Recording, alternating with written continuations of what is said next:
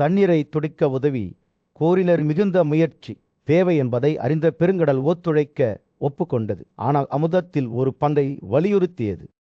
பின்னர் கடவுள்கள் அமைய மன்னரை அணுகினர். அவர் மலையின் மேடையாக தனது முத்துகை கருணையுடன் வழங்கினார்.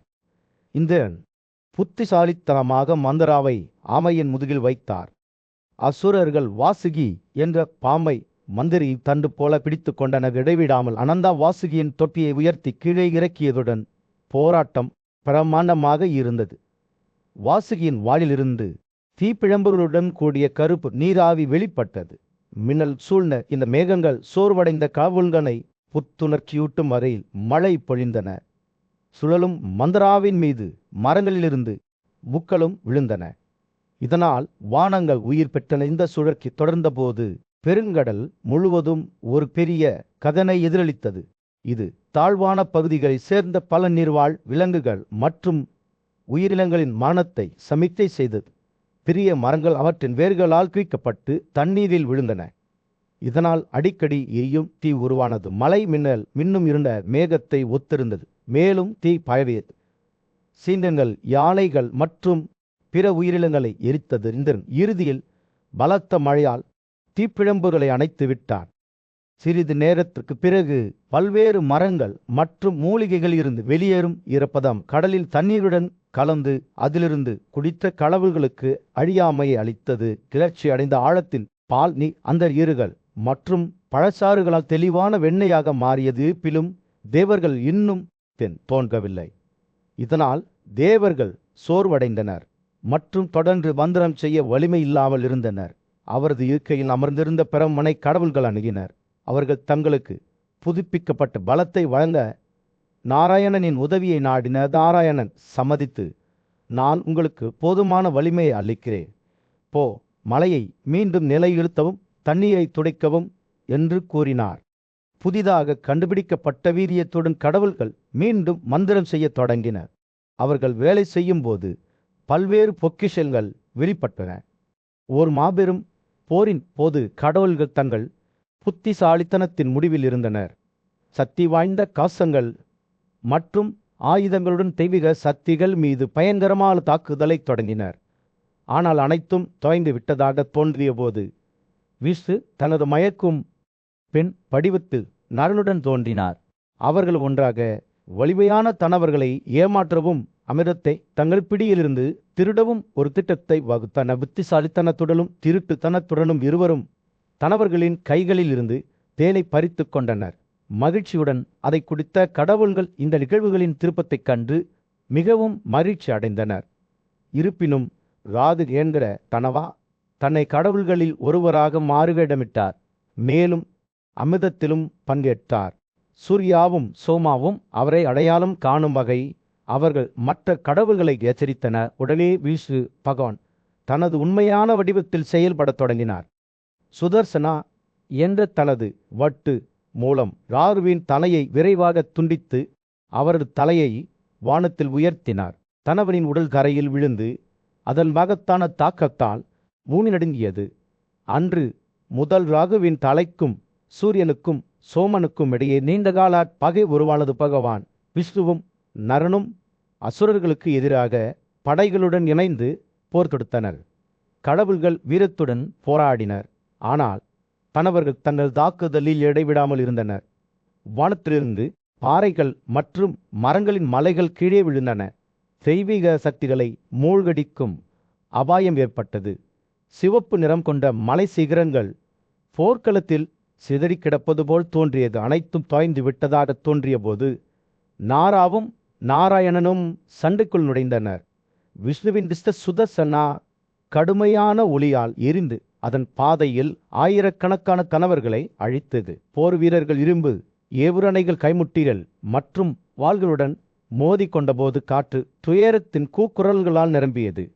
மலைகள் தரையில் மோதியதால் அவர்களின் கால்களுக்கு அடியில் பூமி அதிர்ந்ததுடனும் நாராயணனும் அசுரர்கள் மீது தங்கள் முழு கோபத்தையும் கட்டவிழ்த்திருக்க போது போர் உச்சக்கட்டத்தை எட்டியது.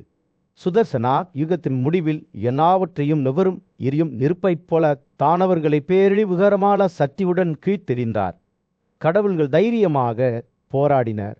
ஆனால் விஷ்ணுவின் வட்டு தான் அவர்களின் வெற்றிக்கு தீர்மானிக்கும் காரணியாக நிரூபித்தது. போருக்கு பிறகு கடவுள்கள் மந்தராவுக்கு உரிய மரியாதை செலுத்தி அவரை அவரது சரியான இடத்திற்கு மீட்டனர். அவர்கள் பிரார்த்தனைகளையும் பாடல்களையும் செலுத்தி தங்கள் மகிழ்ச்சியான குரல்களால் வானங்களை நிரப்பி தங்கள் வெற்றியை கொண்டாடினர். இந்திரனும் மற்ற தெய்வங்களும் விஷ்ணுவை அணுகி பாதுகாப்புக்காக அமிர்தத்தின் பாத்திரத்தை அவருக்கு வழங்கினர். எனவே கடவுள்களுக்கும் அசுரர்களுக்கும் இடையிலான மாபெரும் போர் முடிவுக்கு வந்தது. விஷ்ணு மீண்டும் ஒரு முறை வெற்றி பெற்றார். அவரது தெய்வீக சக்தியும் தந்திரமும் அந்த நாளை காப்பாற்றியது. இது தொடர்ந்து இருப்பதை உறுதி செய்தது. பண்டைய கதைகளின் உலகில் திறமையான கதை சொல்லியான சவரி தனது பார்வையாளர்களுக்கு முன்னால் உட்கார்ந்து காலத்தின் வரலாற்றிலிருந்து மற்றொரு மயக்கும் கதையை பகிர்ந்து கொள்ள ஆர்வமாக இருந்தார். நன்றாக கேளுங்கள் என்று அவர் தொடங்கினார். ஏனென்றால் அமிர்தா தெய்வீக அமுதம் பெருங்கடலின் பரந்த நிலப்பரப்பிலிருந்து எவ்வாறு சிந்திக்கப்பட்டது என்பதை நான் விவரிக்கிறேன். சவதி பேசுகையில் அவரது வார்த்தைகள் அவரது கேட்பவர்களை ஒரு கடந்த காலத்திற்கு கொண்டு சென்றான். அந்த நாட்களில் 2 சகோதரிகள் வினாதா மற்றும் கத்ரு தங்கள் புத்திசாலித்தனத்துக்கும் தந்திரத்துக்கும் பெயர் பெற்றவர்கள். அவர்களின் உரையாடல் கம்பீரமான குதிரையான ஒச்சேஸ்ரவாஸ் பக்கம் திரும்பியது. அதன் அழகும் வலிமையும் அதை பார்த்த அனைவரின் இதயங்களையும் கவர்ந்து சொல்லுங்கள். அன்பான சகோதரி கத்து விலதாவிடம், இந்த அற்புதமான குதிரை என்ன நிறம்? விலதாவின் புன்னகை பிரகாசமாக இருந்தது. அவள் பதிலளித்த போது, ஒச்சேஸ்ரவாக்கள் நிச்சயமாக வெள்ளை நிறத்தில் உள்ளனர். 2 சகோதரிகளும் ஒரு குறும்பு பார்வையை வரிமாறிக்கொண்டனர். மேலும் அவர்களின் உரையாடல் குதிரையின் உண்மையான நிறத்தில் பந்தயம் கட்டுவதாக மாறியது. அது அதன் மால் கருப்பு என்று நான் நினைக்கிறேன். கத்ரு ஒரு தந்திரமான புன்னகையுடன் கூறினார். அன்புலவினாதார், நாம் அதில் பந்தயம் கட்டுவோம். ஒருவர் மற்றவரின் அடிமையாக மாறட்டும். சகோதரிகள் பிரிந்தனர். ஒவ்வொருவரும் தங்கள் யூகத்தை சரியாக நிரூபிக்க தீர்மானித்தனர். அடுத்த நாள் அவர்கள் ஒச்சேஸ்ரவாஸ் வைக்கப்பட்டிருந்த தொழுவங்களுக்கு திரும்பினர். ஆனால் கத்ரு தனது சகோதரியை ஏமாற்ற ஒரு திட்டத்தை வகுத்தார். அவள் தமது 1000 அம்பு மதங்களை வரவழைத்து குதிரையின் வாளை இருளில் மாய்த்து கருப்பு முடியாக மாறுமாறு கட்டளையிட்டால், இருப்பினும் அவளுடைய பாம்புகள் தங்கள் தாயின் கட்டளைக்கு கீழ்ப்படிய மறுத்தன. மேலும் அவர் கோபத்துடன் அவர்களை சடித்தாள். ஜலமேய மன்னரின் பாம்பு தியாகத்தின் போது அட்டி உங்கள் அனைவரையும் விழுங்கி விடுவான் என்று கூறினார். பமா கத்துவின் கொடூரமான சாபத்தை கேட்டு அவரது படைப்புகள் மீது இரக்கம் கொண்டு கடவுள்களோடு சேர்ந்து அதை அனுமதித்தார். வம்புகள் பெருகும்போது அவற்றின் விஷம் மற்றும் வலிமை அனைத்து உயிரினங்களுக்கும் அச்சுறுத்தலாக மாறியது. மற்றவர்களின் மரணத்தை ஏடுபவர்கள் தங்கள் சொந்த மரணத்தை சந்திப்பார்கள் என்று விதி ஆணையிட்டது. கடவுள்கள் கத்ருவின் செயலை ஆதரித்தனர். இது பெரிய நன்மைக்கு ஆசியம் என்று கருதினர். பிரம்மா பாம்புகளின் தந்தையான காசியபாவை வரவழைத்து அவருக்கு ஆறுதல் கூறினார். எல்லா எதிரிகளையும் முறியடித்த தூய்மையானவரே, உங்கள் மகன்களின் தலைவிதைக்காக வருத்தப்பட வேண்டாம். பாம்பு தியாகத்தில் அவர்களின் அழிவு நீண்ட காலத்திற்கு முன்பே கட்டளையிடப்பட்டது. இந்த வார்த்தைகளால் தெய்வீக படைப்பாளர் காசியபாவுக்கு விஷத்தை நடுநிலையாக்கும் அறிவை வழங்கினார். துக்கத்தின் மத்தியில் ஆறுதல் அளித்தார். இவ்வாறு சவுதியின் கதை முடிவுக்கு வந்தது. அவரது கேட்போரின் இதயங்களில் என்றென்றும் பொறிக்கப்படும் ஒரு கதையை நெசவு செய்தது. இந்த பண்டைய கதையில் விரியின் சிக்கலான வளைக்கும் வாழ்க்கைக்கும் மரணத்திற்கும் இடையிலான நுட்பமான சமநிலைக்கும் ஒரு சான்றை காண்கிறோம்.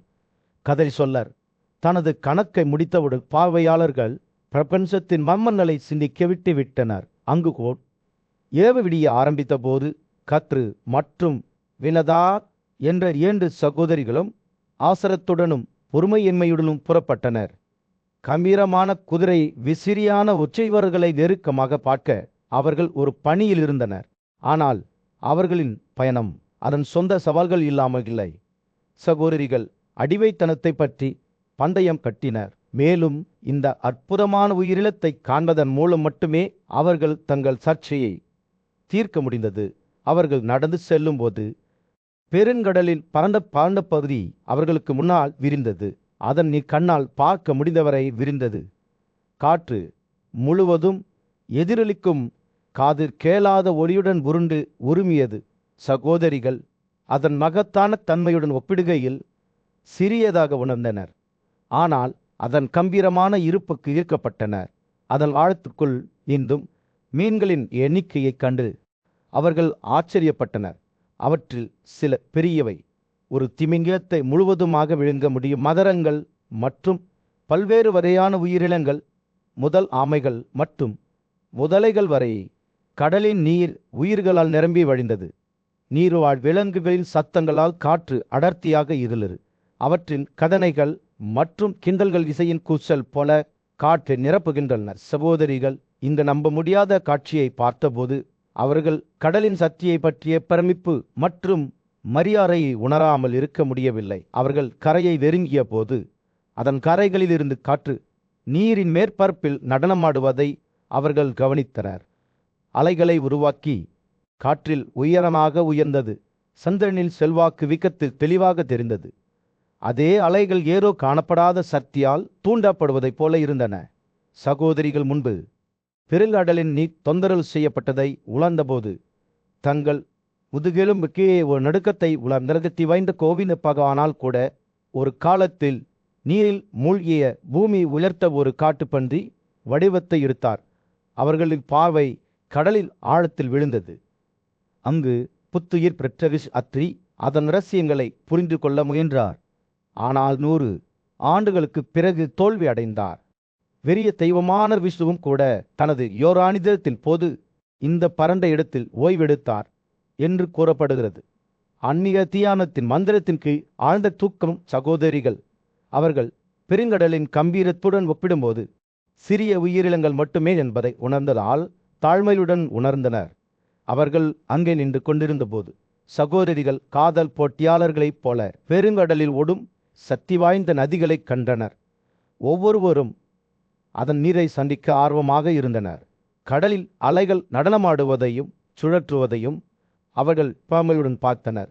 எப்போதும் நிரம்பியிருக்கும் மற்றும் எப்போதும் எல்லையற்றதாக தோன்றும் ஆற்றலுடன் நகரும் நீர்வாழ் உயிரினங்களின் ஒளிகள் காற்றை நிரப்பிலகடலின் சக்தி மற்றும் கம்பீரத்தை தொடர்ந்து நிலைவூட்டுகின்ற சகோதரிகள் ஒரு கணம் அங்கே நின்று இந்த நம்ப முடியாத காட்சியின் அளவை பார்த்தனர்.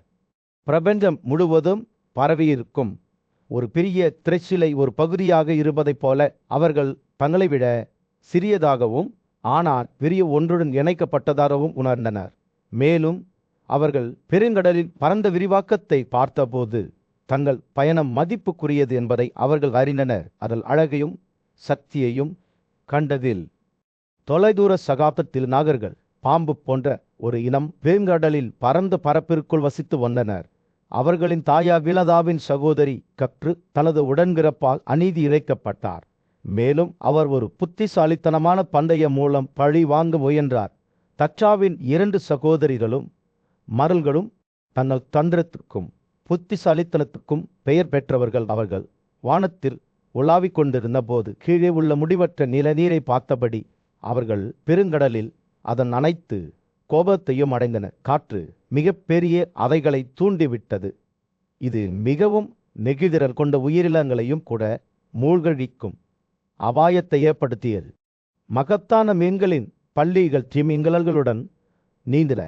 அதே நேரத்தில் மகராசாரை பாம்பு அரை மீன் மான்ஸ்ட்ரோசிட்டிகள் நெற்பாப்புக்கு அடியில் பதில் இருந்தன. பெருங்கடலின் ஆழத்தில் வாழும் உயிரினங்களின் பன்முகத்தன்மையைக் கண்டு சகோதரிகள் வியந்தனர். இருளை ஒளிய செய்த நிலத்தடி நெருப்பின் விசித்திரமான பிரகாசத்தையும் இந்த பரந்த நிலப்பரப்பை ஆட்சி செய்த நீர் கடவுளான வருணனின் கம்பீரமான பிரசன்னத்தையும் அவர்கள் பார்த்தனர். நாகாக்களும் இங்கு தங்கள் இருப்பிடத்தை உருவாக்கி அவலப்பாறைகளுக்கு இடையில் அற்புதமான வாழ்விடங்களில் வாழ்ந்தனர். கடலின் அதிசயங்களை பார்த்த கற்றுவும் விலதாவும் தங்கள் சகோதரியை பழிவாண்ட ஒரு திட்டத்தை வகுத்தனர். அவர்கள் அவளுக்கு ஒரு பந்தயம் கட்ட சவால் விடுவார்கள். அது அவருடைய புத்திசாலித்தனத்தையும் தந்திரத்தையும் சோதிக்கும். எனவே அவர்களின் கண்களில் ஒரு குறும்பு பளபளப்புடன் அவர்கள் நாகாக்களை ஏமாற்றத் தொடங்கினர். ஒரு கம்பீரமான குதிரையின் வாளுக்குள் முடிகளாக மாறும்படி அவர்களை சமாதானப்படுத்தின. தந்தை வழி கடமையால் பிணைக்கப்பட்ட நாராக்கள் தங்கள் தாயின் கட்டளைக்கு தயக்கத்துடன் ஒப்புக்கொண்டனர். அவர்கள் குதிரையின் வாளில் நழுவி தங்களை தனித்தனி முடிகளாக மாற்றிக்கொண்டனர். இந்த செயல் அவர்களின் வாழ்க்கையின் போக்கை என்றென்றும் மாற்றும் நிகழ்வுகளின் சங்கிலியை இயக்கும் என்று அவர்களுக்கு தெரியாது. இதற்கிடையில் 2 சகோதரிகளும் தங்கள் பயணத்தை தொடர்ந்தனர். அவர்கள் வானத்தில் நடந்து செல்லும்போது உரையாடலிலும் சிரிப்பிலும் தொலைந்து போனார்கள். அவர்களின் நகைச்சுவை ஒரு நுட்பமான தீமை நிறைந்திருந்தது. ஏனென்றால் அவர்களின் பந்தயம் விரைவில் உலகிற்கு வெளிப்படுத்தப்படும் என்று அவர்கள் அறிந்திருந்தனர். அது எப்போது, யார் வெற்றி பெறுவார்கள் என்பதை காலம் மட்டுமே சொல்லுங்கிறதா, அல்லது அவரது தந்திரமான சகோதரி கப்பு சகோதரிகள் அடிவானத்தில் காணாமல் போனபோது வெறுங்கடல் அதன் நித்திய நடனத்தை தொடர்ந்தது. கரைக்கு எதிராக அலைகள் மோதியது. இப்போது குதிரையின் வாளுக்குள் மாற்றப்பட்ட நாகாக்கள் தங்கள் தலைவிதி முத்திரையிடப்படுவதற்காக பொறுமையாக காத்திருந்தனர். காவிய விகிதங்களின் நாடகத்திற்கு வேடை அமைக்கப்பட்டது. இது குடும்ப விசுவாசம் மற்றும் உடன்பிறப்பு போட்டியின் வரம்புகளை சோதிக்கும். பிரபஞ்சத்தின் பரந்த பகுதியில் கர்த்தர் அவரது அர்ப்பணிப்புள்ள தோழியான விலலாவுடன் விரைவான மற்றும் உறுதியான உயிரினம் கடலை கடந்து பறந்தது. அவர்கள் சந்திரனின் கதிர்கள் போன்ற வெள்ளைக்கோட் மற்றும் கருப்பு முடிகளால் அலங்கரிக்கப்பட்ட வாளுடன் ஒரு கம்பீரமான குதிரைக்கு அருகில் இறங்கிய போது கர்த்தரின் கண்கள் வெற்றியால் பிரகாசித்தன. ஏனென்றால் இந்த தருணத்தில் அவர் விலதாவுக்கு எதிரான பந்தயத்தை வென்றாள். அவருடைய போட்டியாளர் இப்போது அவளுக்கு சேவை செய்ய வேண்டியிருந்த துக்கத்திலும் விரக்தியிலும் மூழ்கிய விலதா கர்த்தரின் கடுமையான ஆட்சியின் கீழ் அடிமைத்தனத்தில் விழுந்தார். துக்கத்தால் காய்ந்த அவரது இதயம் தனது அன்பான குழந்தையிலிருந்து பிரிந்திருப்பதை அவளால் தாங்க முடியவில்லை. இன்னும் பிறக்கவில்லை. எனவே நாட்கள் செல்ல விலதா தனது மகனின் பிறப்புக்காக ஆவலுடன் காத்திருந்தார். அவர் தனது சுதந்திரத்தையும் மகிழ்ச்சியையும் கொண்டு வருவார் என்ற நம்பிக்கைக்கு எதிராக இறுதியாக கருடர் என்ற வலிமையான பறவை தனது தாயின் உதவியின்றி தனது முட்டையிலிருந்து வெடித்த தருணம் வந்தது. பிரகாசத்துடன் பிரகாசித்த அவரது கண்கள் மின்னல் பிரகாசங்களைப் போல பிரகாசித்தன. அவர் தனது இருப்பை கொண்டு பிரபஞ்சத்தை ஒளியச் செய்தார். அவர் அளவிலும் வலிமையிலும் வளர்ந்தபோது அவரது உடல் வானத்திற்கு ஏறி அவரை பார்த்த அனைவரையும் பிரமிக்க வைத்தது. கருடலின் வருகையை கண்ட கடவுள்களே அச்சத்தால் நடுங்கினர். அவரை சூழ்ந்த தீப்பிழம்புகளின் குறியலாக இருந்த அவரது சிம்மாசனத்தில் அமர்ந்திருந்த அக்கினியின் தெய்வமான விபாவசுவின் பாதுகாப்பை நாடினர். கடவுள்கள் அக்னியின் முன் தாய்வணங்கி அவரது சக்தியை கட்டுப்படுத்துமாறு கெஞ்சினர். இதனால் அது அனைவரையும் விழுங்கிவிடும். எனினும் கருடா ஒரு அச்சுறுத்தல் அல்லமாக விலதாவின் மகிழ்ச்சியை ஊக்குவிக்க பிறந்த ஒரு வலிமையான மனிதர் என்று அத்தி வெளிப்படுத்தினார். அவர் காசியப்பாவின் மகன், பாம்புகளை அழிப்பவர், மேலும் தெய்வங்களின் கூட்டாளியாக இருந்தார். தெய்வங்கள் நெருங்கி வந்து கருடாவின் பிரகாசத்தை பார்க்க அத்தி கடவுள்களை அழைத்தார். தெய்வங்கள் தங்கள் பயம் குறைந்து மரியாதையுடனும் வணக்கத்துடனும் கருடனை அணுகினர். அவர்கள் அவை பலர் பெயர்களால் அழைத்தனர். அனைவரையும் அழிப்பவர், அனைவரையும் உருவாக்கியவர், தேனியகபா படைப்பின் மூதாதையர், இந்திரன், தயாகிரிவர், விஷ்ணு மற்றும் பிரபஞ்சத்தின் இறைவன். அவர்கள் அவரது சக்தியையும் அவரது ஞானத்தையும் அவரது கருணையையும் பாராட்டினர். அவர்கள் கருடலை வழிபடும் போது அவர்களின் வார்த்தைகள் ஒரு நதியைப் போல பாய்ந்து அவரது நற்பண்புகளை புகழ்ந்து அவரது பாதுகாப்பை நாடின. ஓ பிரகாசமானவரே, அவர்கள் நீங்கள் அனைவரையும் அழிப்பவர், ஆனால் அனைவரையும் உருவாக்கியவர். நீங்கள் வாழ்க்கையின் சாராம்சம், சூரியனின் ஆற்றல், அறிவார்ந்த செயல்பாடுகள் மற்றும் எங்கள் பெரிய பாதுகாவலர். நீங்கள் புனிதத்தின் கடல், தூய்மை, இருளில்லாதவர், 6 உயர்ந்த பண்புகளை வைத்திருப்பவர் என்று கூறினர்.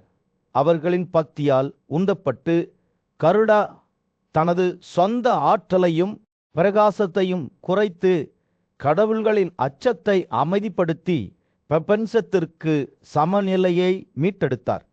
இதனால் தெய்வீக இமைப்பின் இந்த தருணத்தில் பிரபஞ்சம் கடவுள்களின் சாம்ராஜ்யத்தில் வரவிருக்கும் உலகங்களின் தலைவிதியை தீர்மானிக்கும் ஒரு பெரிய முக்கியத்துவம் வாய்ந்த கதை வெளிப்பட்டது. அது ராகுவுடன் தொடங்கியது.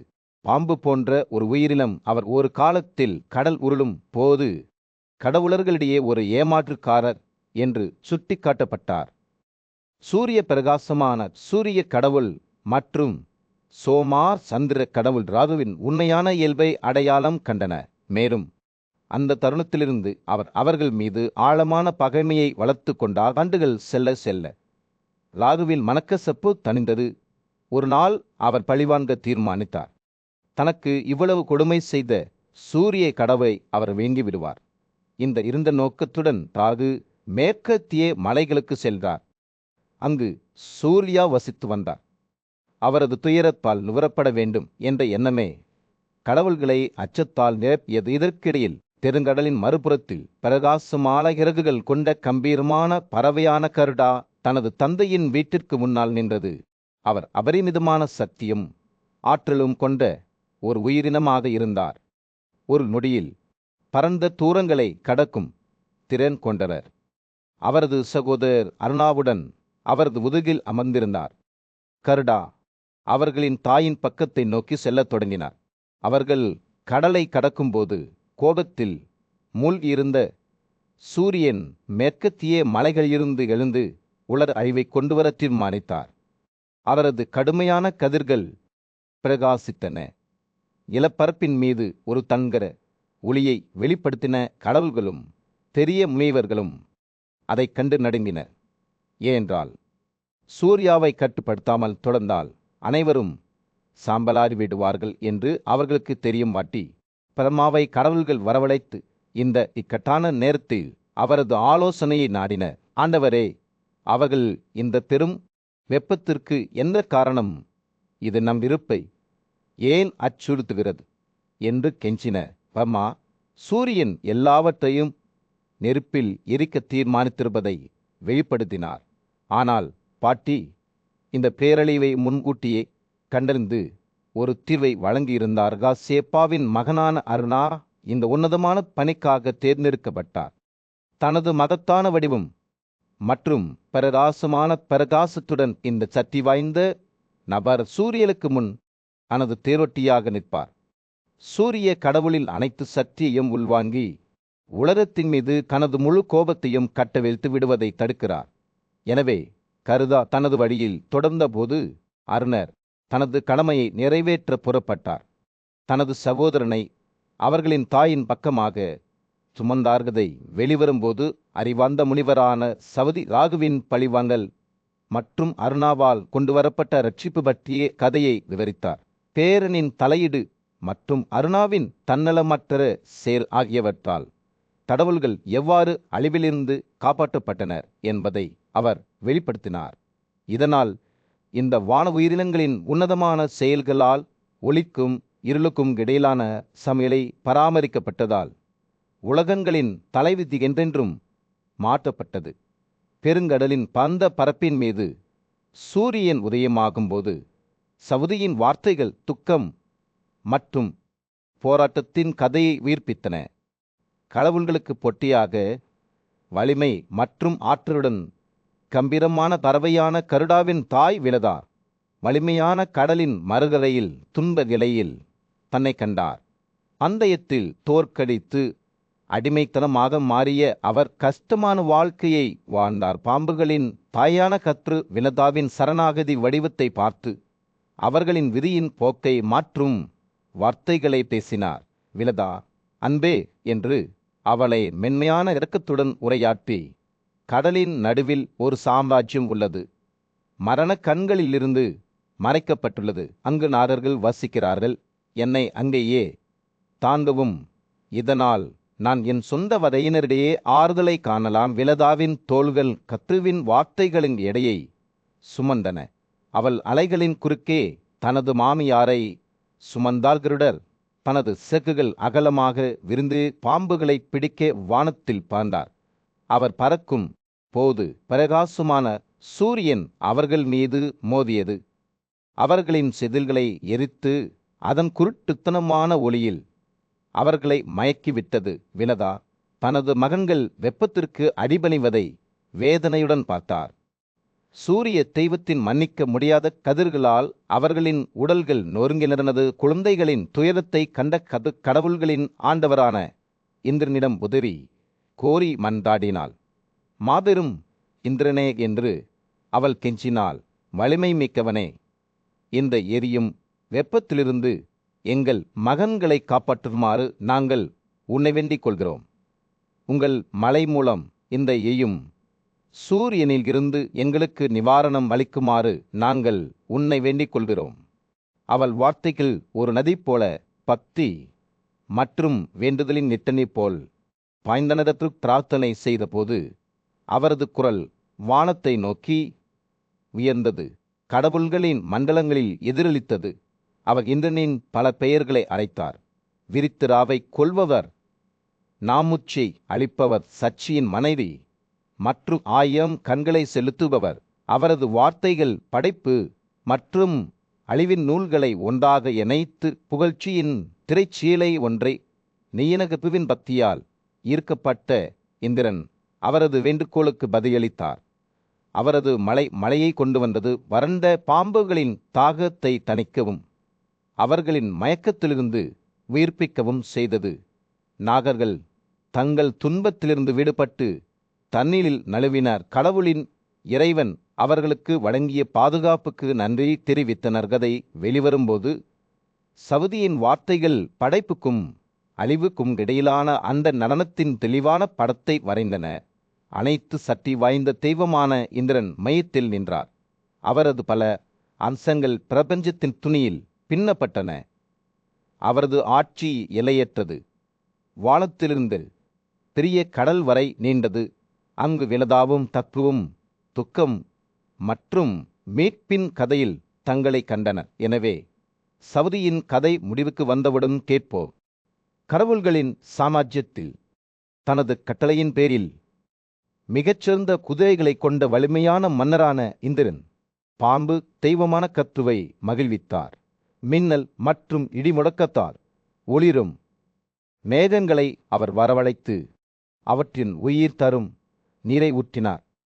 மேகங்கள் தங்கள் கோபத்தை கட்டவிழ்த்து விட்டதால் வானம் இருண்டது. முடிவற்ற வெள்ளத்தை உருவாக்கியது.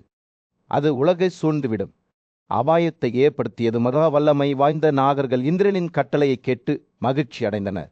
இப்போது அவர்களை சூழ்ந்திருக்கும் ஏராளமான தண்ணீரை கண்டு அவர்கள் மிகுந்த மகிழ்ச்சி அடைந்தனர். மேலும் குளிர்ந்த தெளிவான நீர் பாதாளத்தின் ஆழத்தை அடைவதால் அவர்கள் மீது ஒரு நிம்மதியை உணர்ந்தனர். பூமி மாற்றப்பட்டது. அலைகள் அதன் கரைகளில் மோதியது. வானமே பைத்தியக்காரத்தனமாக நடனமாடுவது போல் தோன்றியது. மழை தொடர்ந்தபோது கத்ருவின் குழந்தைகளின் தலைமையில் நாகக்கள் ரமணியக தீவுக்கு சென்றனர். அங்கு அவர்கள் புயலிலிருந்து பாதுகாப்பை கண்டனர். இந்த மந்திரமான நிலம் அற்புதமான இடமாக இருந்தது. நியாயமான மாளிகைகள், தாமரை நிரம்பிய குளங்கள் மற்றும் பழங்கள் மற்றும் பூக்கள் நிறைந்த மரங்கள். தூரத்தின் இனிமையான வாசனையால் காற்று நிரம்பியது. அதன் பள்ளத்தாக்குகளில் பாடும் பறவைகளின் சத்தம் எதிரொலித்தது. ஏராளமான தண்ணீரால் தங்கள் தாகத்தை தணிக்கும் நாகர்கள் விரைவில் ஒரு துடிப்பான காட்டின் நடுவில் தங்களை கண்டனர். அவர்கள் உயர்ந்த மரங்களின் கொத்துக்களால் சூழப்பட்டனர். அவர்கள் மனம் வீசும் பூக்களை காற்றில் வீசும்போது காற்றில் மெதுவாக அசைந்தனர். அவர்களின் கால்களுக்கு கீழே உள்ள தரை இசையால் உயிருடன் இருந்தது. ஏனெனில் இந்த காடு காந்தவர்களுக்கு மிகவும் பிடித்த இடமாக இருந்தது. அதில் அழகை கண்டு மகிழ்ந்த அந்த வான இசை கலைஞர்கள் நாகர்கள் இந்த அற்புதமான நிலத்தை ஆராய்ந்த போது அவர்கள் வானத்தை தொடும் மரங்களால் சூழப்பட்ட ஒரு அழகான ஏரிக்கு வந்தனர். பறவைகள் பறந்து செல்வதைக் கண்டனர். அவற்றின் பாடல்கள் மயக்கும் மற்றும் தெய்வீகமான ஒளியின் திரைச்சிலைகளில் ஒன்றாக நெசவு செய்தன. இங்குதான் இந்த பிரகாசத்தின் மத்தியில் பாம்புகள் தங்கள் எதிர்காலத்திற்கான திட்டங்களை உருவாக்கத் தொடங்கிய அவர்களின் தலைவரான கருடா வானம் போன்ற அடலமான இயற்கைகளை கொண்ட அற்புதமான பறவை அவர்களிடையே உயரமாக நின்றது. நாகர்களால் ஒரு புதிய தீவை கண்டுபிடிக்கும் பணி அவருக்கு வழங்கப்பட்டது. அங்கு அவர்கள் தங்கள் அடிமைத்தனத்திலிருந்து விடுபட்டு வாழ முடியும். ஆனால் அவர் வழிகாட்டலுக்காக தனது தாயார் விலிராவிடம் திரும்பிய போது அவர்களின் அடிமைத்தனத்தின் பின்னணியில் உள்ள உண்மையை அவருக்கு வெளிப்படுத்தினார்கள். திருவின் குழந்தைகளால் வழிநடத்தப்பட்ட பாம்புகள் தற்செயலான ஒரு விளையாட்டில் அவளை ஏமாற்றின. இதன் விளைவாக அவள் சுதந்திரத்தை இழந்துவிட்டாள். துக்கமும் கோபமும் நிறைந்த அவருடைய மகன் நாகாக்கள் பக்கம் திரும்பி இந்த அடிமைத்தனத்திலிருந்து தனது தாயை எவ்வாறு விடுவிக்க முடியும் என்று சொல்ல வேண்டும் என்று கோரினார். தந்திரத்துடன் கண்களை ஒளிய செய்த பாம்புரல் கருடா தங்களுக்கு அழியாமையின் அமிதமான அமிர்தத்தை கொண்டு வர முடிந்தால் அவர் அவர்களின் பிடியிலிருந்து விடுவிக்கப்படுவார் என்று பதிலளித்தார். இவ்வாறு கருடாவை அழைத்து செல்லும் ஒரு பெரிய சாசத்திற்கு மேடை அமைக்கப்பட்டது. பரந்த பெருங்கடல் மற்றும் கம்பீரமான மலைகளுக்கு இடையில் அமைந்துள்ள ஒரு தொலைதூர நிலத்தில் விரதா என்ற புத்திசாலியும் மரியாதைக்குரியவருமான ஒருவர் வாழ்ந்தார். அவள் கருடாவின் தாய் மேகத்தை போல அகலமான இயற்கைகள் மற்றும் பிரகாசமான நட்சத்திரங்களைப் போல பிரகாசிக்கும் கண்கள் கொண்ட ஒரு வலிமையான பறவை. ஒரு நாள் கருடா புனிதமான அமிர்தத்திற்கான ஆபத்தான தேடலை தொடங்க தயாரான போது அவரது தாயார் எச்சரிக்கையுடன் அவரை அணுகினார். கருடா, அவள் சொன்னாள், நீங்கள் வானத்தில் பறக்கும்போது தீங்கு விளைவிக்க கூடாத உயிரினங்கள் உள்ளன என்பதை நினைவில் கொள்ளுங்கள். பண்டைய ஞானத்தை காக்கும் மரியாதைக்குரிய முனிவர்களான பிராமணர்கள் தூண்டப்படும் போது கோபத்தால் பிரகாசிக்கும் நெருப்பை போன்றவர்கள். அவர்கள் அனைத்து உயிரினங்களுக்கும் எஜமானர்கள். அவற்றின் சக்தி அளவிட முடியாதது. ஒரு பிராமணனின் உயிரை பறிக்க நீங்கள் ஒருபோதும் உங்கள் இதயத்தை அமைக்கக்கூடாது. ஏனென்றால் அது நம் உலகத்தை வெப்பப்படுத்தும். தீப்பிழம்புகளை அணைக்க முற்படுவது போல் இருக்கும். கருடனின் கண்கள் ஆர்வத்தால் பிரகாசித்தன. அவர் தனது தாயை ஒரு உண்மையான பிராமணனை உருவாக்கியதை விவரிக்க சொன்னார். இனதா புன்னரைத்தார். அவரது கண்கள் அன்பாலும் ஞானத்தாலும் பிரகாசித்தன. மேலும் விளக்கத் தொடங்கியன. ஒரு நல்ல பிராமணன் கோபம் அல்லது ஆர்வத்தால் விவரப்பட்டாலும் கூட தனக்குள் எரியும் நெருப்பை போல காயமின்றி இருப்பவன். அவர் மற்றொருவரின் வைத்தால் ஜீரணிக்கப்படுவதில்லை. தனது கடமையில் ஒருபோதும் தடுமாறுவதில்லை. அவரது இதயம் வலுவாகவும் உண்மையாகவும் துடிக்கிறது. நீதி மற்றும் இரக்கத்தின் கொள்கைகளால் வழிநடத்தப்படுகிறது. வினதா பேசுகையில் உலகத்தின் சோதனைகளை எதிர்கொள்ளிருந்த தனது மகன் மீது ஆழமான பாசத்துடன் அவள் வார்த்தைகள் இருந்தன. அவள் தனது அன்பையும் பாதுகாப்பையும் அவருக்கு ஆசீர்வதித்தாள். அவரை கண்காணிக்க கடவுள்களை அழைத்தாள். ஆற்றின் ஆண்டவனான மாருதன் உங்கள் இறக்கைகளை தீங்கிலிருந்து பாதுகாக்கட்டும் என்று அவள் பிரார்த்தனை செய்தார். சூரியனும் சோமாவும் உங்கள் முதுறு மற்றும் கழுத்தை பாதுகாக்கட்டும். நெருப்பு கடவுளான அக்னியை உங்கள் தலையை பாதுகாக்கட்டும். புனிதமான எல்லாவற்றிற்கும் பாதுகாவலரான வாசு தீங்கிலிருந்து உங்களை பாதுகாக்கட்டும். தனது தாயின் ஆசீர்வாதங்கள் இன்னும் தனது இதயத்தில் எதிரொலிக்கும் எல்லையில் கருடா தனது அற்புதமான இறக்கைகளை விரித்து வானத்தை நோக்கி சென்றார். அவர் மலைகளுக்கு மேலே உயர்த்தினார். அவரது கண்கள் கடலின் தொலைதூர பகுதியில் வசிக்கும் உயிரினங்களின் பழங்குடியினரான நிஷார்களுக்கான அடிவானத்தை ஆய்ந்தன. அவர் பறந்து கொண்டிருந்த போது காற்று தங்க நதி போல அவரை கடந்து சென்றது. கருடாவின் எண்ணங்கள் முன்னால் உள்ள பனியை நோக்கி திரும்பின. அவர் பசியுடன் இருந்தார். நிஷாதர்கள் விரைவில் அவருக்கு இரையாக மாறுவார்கள். கடுமையான அழுகையுடன் அவர்கள் மீது பாய்ந்தார். தூசி மேகங்களை அனுப்பினார். அது சூரியனை மறைத்தது. புயலால் கண்மூடித்தனமாக இருந்த நிஷாதர்கள் பீதியுடன் தப்பி ஓடினர். காட்டு தீயிலிருந்து தப்பியோடும் பறவைகளைப் போல கருடாவின் வாயின் திறந்த காயத்திற்குள் இழுக்கப்பட்டனர். அங்கு அவரது குகை தாடைகளுக்குள் அவர்கள் தங்கள் விதியை எதிர்கொண்டனர். சக்தி வாய்ந்த பறவையின் சகிப்புத்தன்மையற்ற பிடியில் நொறுக்கப்பட்டனர். இவ்வாறு அவரது பசி மற்றும் அவரது வலிமையுடல் பிராமணர் தம்பதியர் அனைவரும் புரிந்து கொள்ள முடியாத வகையில் பிரம்மாண்டமான பறவை தெய்வமான கருடாவின் பாதத்திற்குள் நுழைந்தனர். பிராமணர் அவரது இக்கட்டான நிலையில் பயப்படாமல் கருடலின் தொண்டைக்குள் எரியும் எரிமலைப் போல எரியத் தொடங்கினார். கருட பிராமணரில் அசைக்க முடியாத ஆவியால் நகர்த்தப்பட்டு அவரை நோக்கி, ஓ உன்னதமான பிராமணனே, என் வாயிலிருந்து வெளியேறுகிறார்.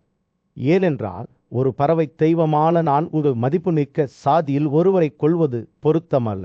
அவர்களின் செயல்களை பொருட்படுத்தாமல் பிராமணன் இன்னும் உறுதியுடன் உள்ளிரும் நிலையில் தனது நிஷாத மனைவியையும் தன்னுடன் வர அனுமதிக்குமாறு கேட்டுக்கொண்டார். தம்பதியினரின் தைரியத்தால் ஈர்க்கப்பட்ட கருடா சம்மதித்து அவர்கள் புறப்படுவதை விரைவுபடுத்துமாக கட்டளையிட்டார். அவர்கள் பறவையின் மாவிலிருந்து வெளியே வந்தபோது பிராமண கருடாவை புகழ்ந்து அவரது கருணையை ஒப்புக்கொண்டாகனது. தேவையற்ற விருந்தினர்களிடமிருந்து இப்போது விடுவிக்கப்பட்ட கருடா சிரமமின்றி வானத்திற்கு ஏறினார். அவரது தந்தை காஷ்யபா ஒரு பெரிய ரிஷி அவரை பாராட்டினார். மேலும் அவரது நல்வாழ்வை பற்றி விசாரித்தார். கருடா அவர் நலமாக இருக்கிறார், ஆனால் அவரது பசி தீரவில்லை என்று பதிலளித்தார். அவரது தாயை அவரது அடிமைத்தனத்திலிருந்து விடுவிக்க புனிதமான அமிர்தத்தை அழியாமையில் அமிர்தத்தை கொண்டு வர பாம்புகளால் பணிக்கப்பட்டார். காஷ்யபா தனது மகனின் அவலநிலையை புரிந்து கொண்டு தங்கள் பேராசையால் சபிக்கப்பட்ட 2 சகோதரர்களான விபாசு மற்றும் சுப்ரிதிகா பற்றிய ஒரு பண்டைய கதையை அவருக்கு வெளிப்படுத்தினார்.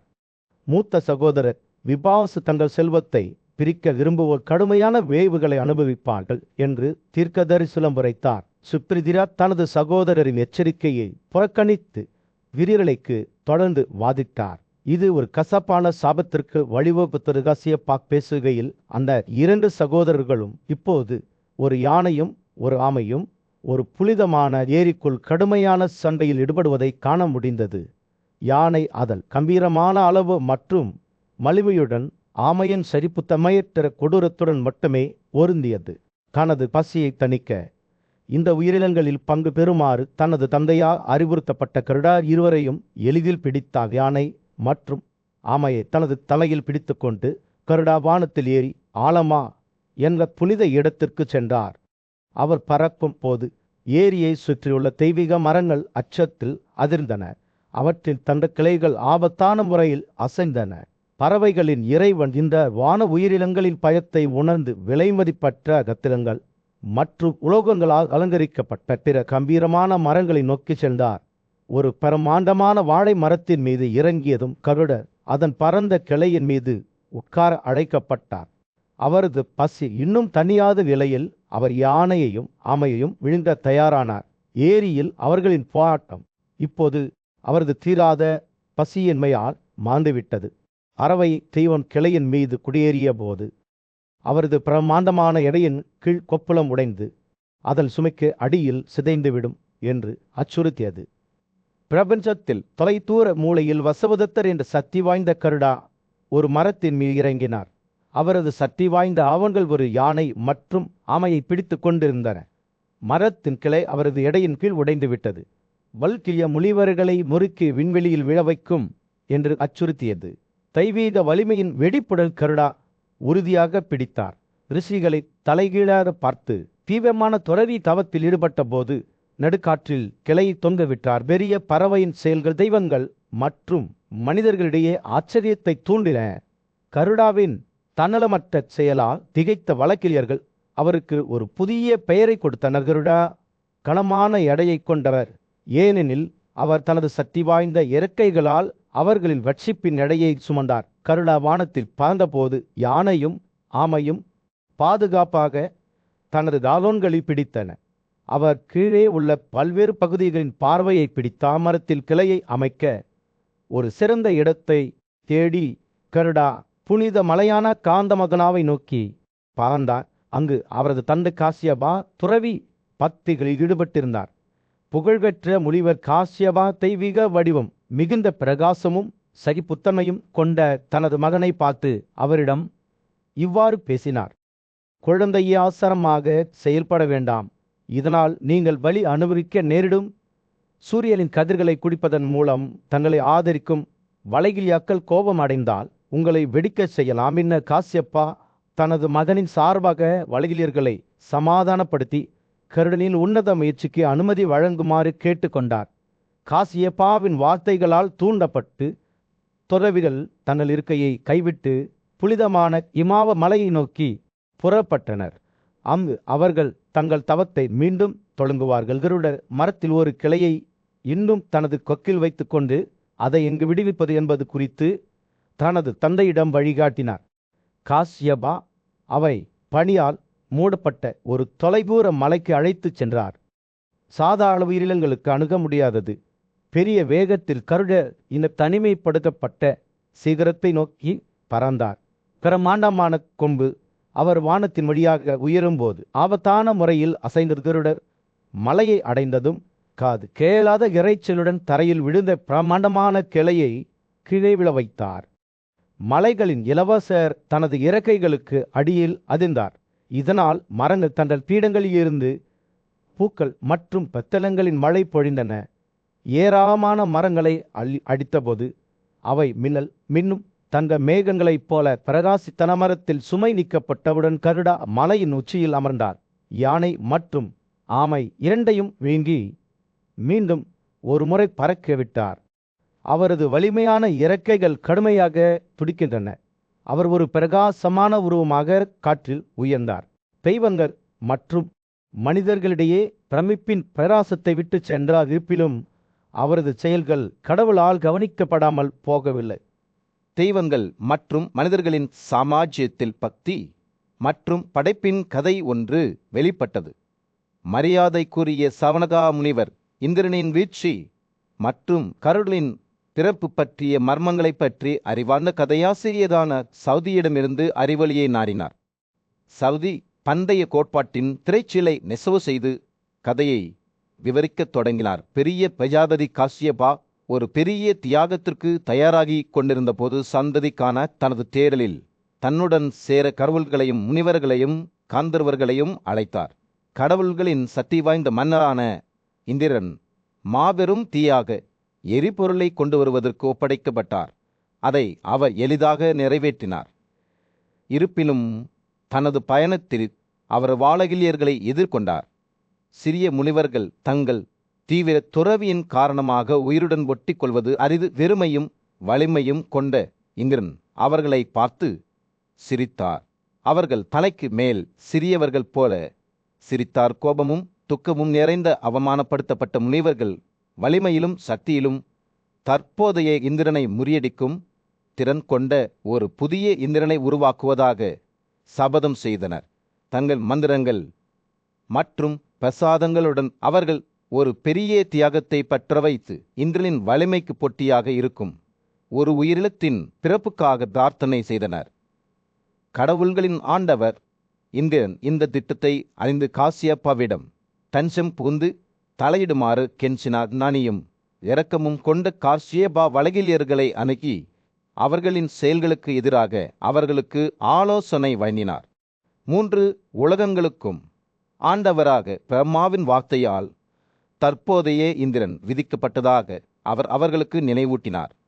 பிரஜாபதி தங்கள் திட்டத்தை கைவிட்டு அதற்கு பதிலாக இந்திரனுக்கு உதவியாக செயல்படும் ஒரு புதிய உயிரினத்தை உருவாக்குமாறு கேட்டுக்கொண்டார். இதற்கிடையில் தட்சனின் அர்ப்பணிப்புள்ள மனைவியும் மகளுமான விலதா தனது துறவி தவத்தை முடித்து தனது கணவர் காசியபாவுடன் கருத்தரிக்க முயன்றார். பிரஜாபதி அவளுக்கு 3 வீர மகன்களை பெறுவார் என்று வெளிப்படுத்தினார். 3 உலகங்களின் பிறப்புகளாக இருக்க வேண்டும். இந்த குழந்தைகள் அருண்மா மற்றும் கருதா அசாதாரண வலிமையையும் விருப்பப்படி எந்த வடிவத்தையும் எடுக்கும் திறனையும் கொண்டிருப்பார்கள். கதை வெளிவரும்போது காசியப்பாவின் வார்த்தைகளால் இந்திரனின் அச்சம் தணிந்தது. விலதா தனது 2 அற்புதமான மகன்களை பெற்றெடுத்தார். பிரஜாபதி தனது தியாகம் பலனளித்தது அறிந்து மிகுந்த மகிழ்ச்சி அடைந்தார். எனவே கம்பீரமான பறவையான கருதா அனைத்து இறக்கைகள் கொண்ட உயிரினங்களுக்கும் ஆண்டவராக உயர்ந்தார். இணையற்ற வலிமை மற்றும் சக்தி கொண்டவர். இவ்வாறு சவுதி கதையை முடித்தார். சவனகா பமையுடன் கேட்டார். பண்டைய கதைகளால் அவரது ஆர்வம் தணிந்தது. இந்திரனின் வீழ்ச்சி மற்றும் கருடனின் பிறப்பு பற்றிய கதை அவர்களின் மனதில் பொறிக்கப்பட்டிருந்தது. இது படைப்பின் மர்மங்களுக்கும் தெய்வீக செயல்பாடுகளுக்கும் ஒரு சான்றாகும்.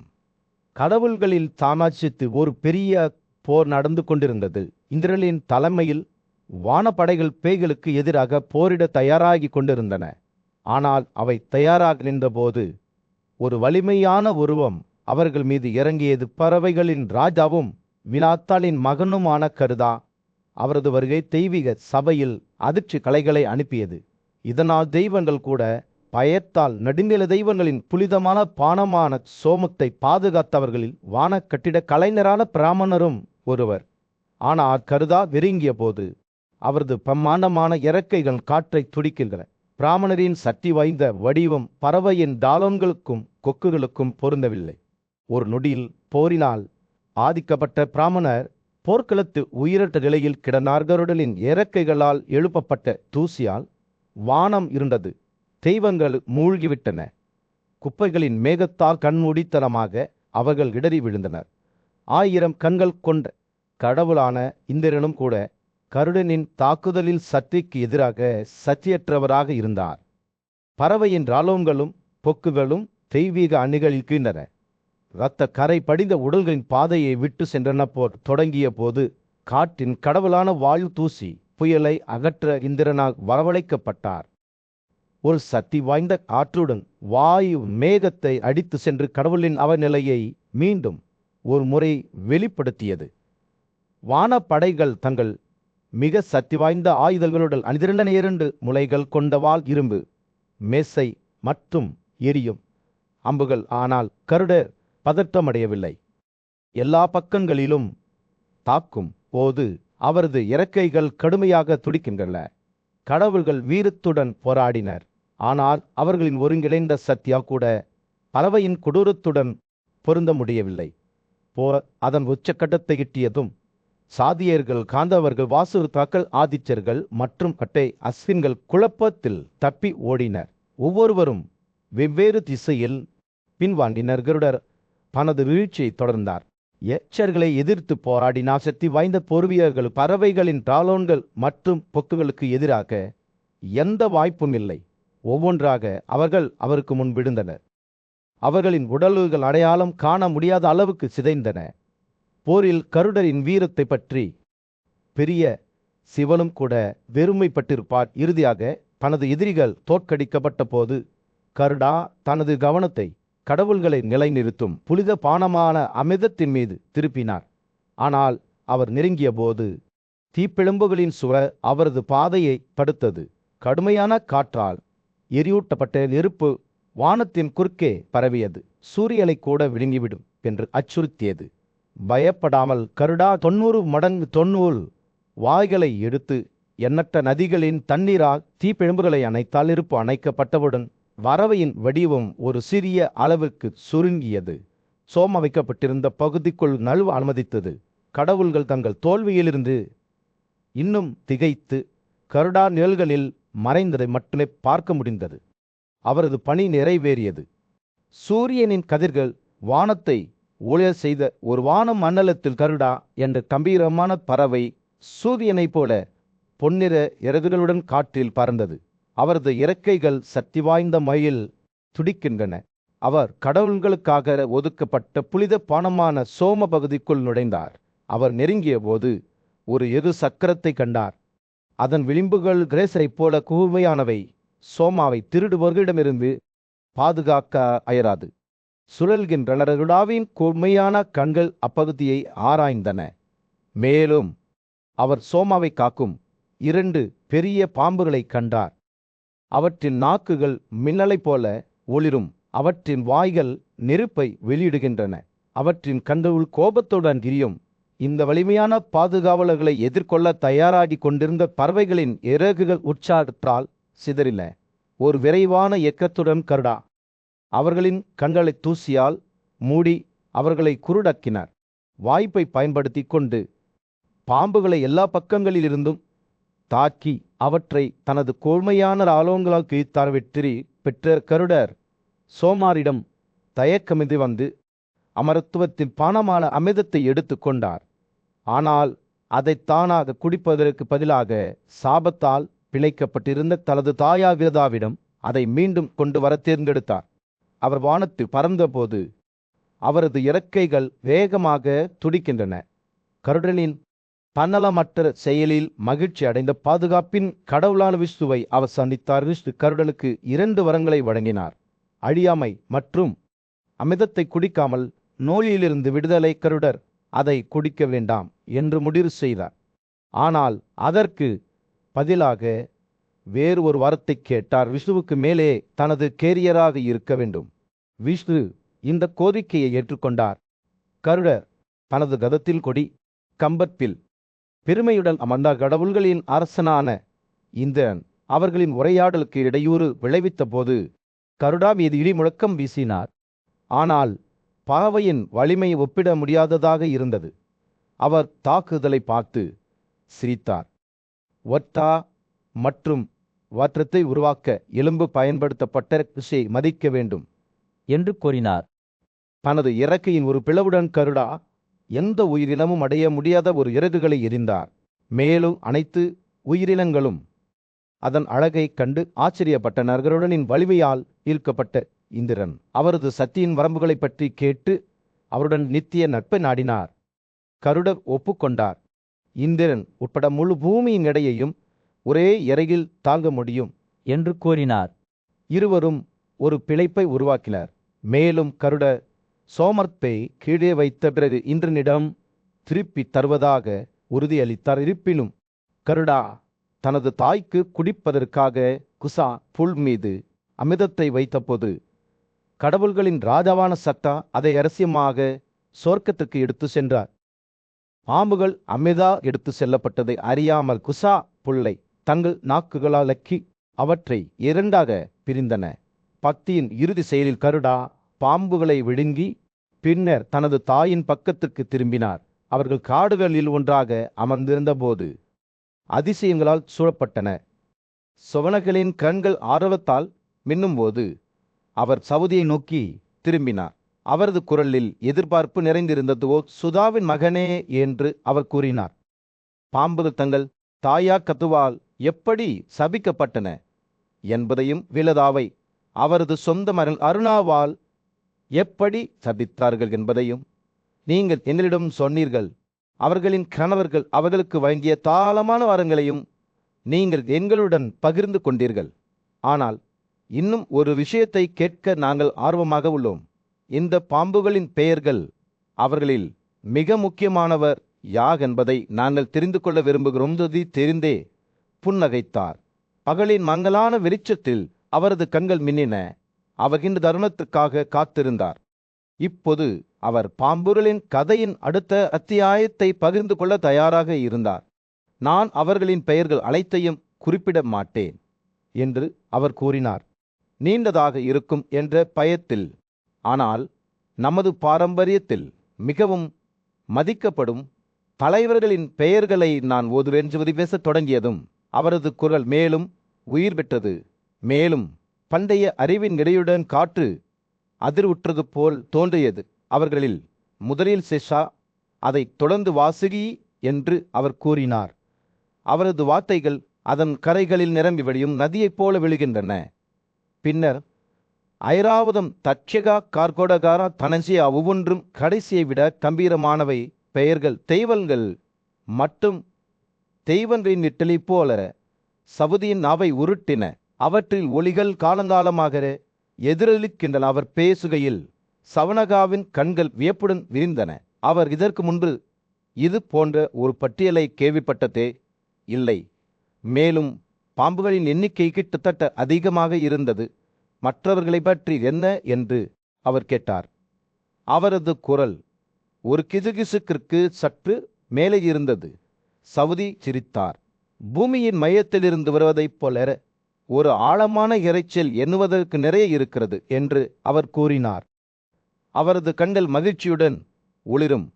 மில்லியன் கணக்கானவை, ஒவ்வொன்றும் வாழ்க்கையின் சிக்கலான திரைச்சீலைகளில் ஒரு நூல் படைப்பின் அளவுகோலை பற்றி சிந்தித்தபோது சவனராவின் கண்கள் சிந்தனையில் மூழ்கின. அவர் சவதி சரியானவர் என்று அவருக்கு தெரியும். எண்ணுவதற்கு நிறைய உள்ளன. இருப்பினும் எப்படியோ அவை அனைத்தும் ஒரு பெரிய புதிரின் துண்டுகளைப் போல ஒன்றாக பொருந்துகின்றன. சூரியன் அடிவானத்திற்கு கீழே ஊகிய போது உலகத்தை ஒரு சூடான ஆரஞ்சு பிரகாசத்தில் செலுத்தியது. சவலகா சவுதியை புதிய மரியாதையுடன் பார்த்தார். பிரபஞ்சத்தின் பரந்த தன்மையை நீங்கள் எங்களுக்கு காட்டியுள்ளீர்கள் என்று அவர் கூறினார். அவரது குரலில் பிரமிப்பு நிறைந்திருந்தது. நாங்கள் இந்த பிரமாண்டமான திரைச்சீலைக்குள் சிறிய நூல்கள் மட்டுமே சதி புன்னகைத்தார். அவரது கண்கள் ஆழமான ஞானத்தால் பிரகாசித்தன. அவர் கதையின் மேற்பரப்பை மட்டுமே கீறினார் என்று அவருக்கு தெரியும். இருப்பினும் எப்படியோ அது போதும். ஏனென்றால் இறுதியில் அதில் பெயர்கள் அனது எங்களை பற்றியது அல்லாத ஆச்சரியம், பிரமிப்பு மற்றும் மரணத்தை பற்றியது. பண்டைய கால கதைகள் இன்றும் எதிரொலிக்கும். இந்தியாவின் புனித பூமியில் சேஷா என்ற பாம்பு வாழ்ந்தது. மிகுந்த ஆற்றலும் வலிமையும் பெற்ற பல பாம்புகளில் இவரும் ஒருவர். ஆனால் தீய இதயங்களையும் கொண்டவர். அவரது சகோதரர்கள் எப்போதும் ஒருவருக்கொருவர் பொறாமைப்படுகிறார்கள். அவர்கள் தங்கள் தாயா விலதாவிடமோ அல்லது அவரது மரன் கருடாவிடமோ ஒருபோதும் கருணை காட்டவில்லை. இருப்பினும் சேஷாவுக்கு ஒரு வித்தியாசமான இதயம் இருந்தது. அவர் தனது குடும்பத்தின் நடத்தையால் மிகுந்த மனவைச்சலுக்கு ஆளானார். மேலும் அவர்களின் நிறுவனத்திலிருந்து தப்பிக்க விரும்பினார். எனவே அவர் தனது தாயை விட்டு வெளியேறி கடுமையான தவத்தில் வாழ்க்கையை தொடங்கினார். காட்டில் தனியாக வாழ்ந்து மிகவும் கடுமையான துறவி பக்திகளை பின்பற்றினார். அவர் காந்தமதனாவத்ரி, கோரணா, புஷ்கர காடுகள் மற்றும் இமாவத்தில் அடிவாரம் போன்ற புனித பகுதிகளுக்கு சென்றார். அங்கு அவர் அமைதியான சிந்தனையில் தனது நாட்களை கழிப்பார். அனைவரின் பேரனார் பிரம்மா சேஷாவின் பக்தியை கண்டு அதில் ஆழமாக ஈர்க்கப்பட்டார். அவர் தனது கடுமையான தவத்தால் உலர்ந்த உடலுடன் கந்தல் அணிந்திருந்த சேஷாவை அணுகினார். நீங்கள் தாங்கும் இந்த முள் என்ன என்று பிரம்மா கேட்டார். அவரது குரல் இரக்கத்தால் நிரம்பியது. சொல்லுங்கள் சேஷாவே, உங்கள் இதயத்தில் என்ன ஆசை இருக்கிறது? பொல்லாத சகோதரர்களின் குற்றவிலிருந்து தப்பிக்கவும் அவர்களின் செல்வாக்கிலிருந்து விடுபட்டு ஒரு வாழ்க்கையை வாழவும் விரும்பியதை சேஷா விளக்கினார். அவர்கள் பொறாமைப்படுவதையும் ஒருவருக்கொருவர் தீங்கு செய்வதையும் பார்த்து சோவடைந்ததாகவும் அமைதி மற்றும் நல்லொழுக்கத்திற்காக ஏங்குவதாகவும் ஒப்புக்கொண்டார். சேஷாவின் வழியை புரிந்து கொண்டு பிரம்மா கவனமாக கேட்டார். வீரன் பின்னர் ஒரு ரகசியத்தை வெளிப்படுத்தினார். அவர் ஏற்கனவே தனது குடும்பத்தின் பிரச்சனைகளுக்கு ஒரு தீர்வை வழங்கியிருந்தார். உங்கள் சகோதரர்களுக்காக நீங்கள் துக்கப்பட வேண்டியதில்லை என்று அவர் மெதுவாக கூறினார். நீங்கள் விரும்பும் வரத்தை என்னிடம் கேளுங்கள், நான் அதை உங்களுக்கு வழங்குவேன். சேஷா மிகுந்த மகிழ்ச்சி அடைந்தார். மேலும் அவரது இதயம் எப்போதும் நல்லொழுக்கத்தில் மகிழ்ச்சி அடைவதற்கான வரத்தையும் ஆசீர்வதிக்கப்பட்ட துறவி தவத்தையும் கேட்டார். சேஷாவின் தன்னலமற்ற தன்மையையும் அமைதியின் மீதான அன்பையும் கண்டு பிரம்மா மகிழ்ச்சி அடைந்தார். பின்னர் அவர் அவரிடம் ஒரு பெரிய பொறுப்பை ஒப்படைத்தார். சேஷாவே, இந்த பூமியை உன் தலையில் சுமந்து வா என்று அவர் கூறினார். அவள் நிலையற்றவள். அவளுடைய மலைகள், காடுகள், கடல்கள், நகரங்கள் மற்றும் பின்வாங்கல்கள் என் உயிரினங்களுக்காக அவரை நிலைநிறுத்தவும். சேஷா பிரம்மா கட்டளையிட்டபடி செய்ய ஒப்புக்கொண்டார். பேரலின் வழிகாட்டுதலுடன் சேஷா பூமியின் அடியில் கடந்து சென்றார். அங்கு அவர் அவரை ஒரு பிளவுக்குள் வரவேற்றார். அந்த தருணத்திலிருந்து அவர் பூமியை தனது தவையுடன் உறுதியாக பிடித்தார். அவர் மீது எல்லாவற்றையும் ஆதரித்தார். பேரல் சேஷாவை பாட்டினார்.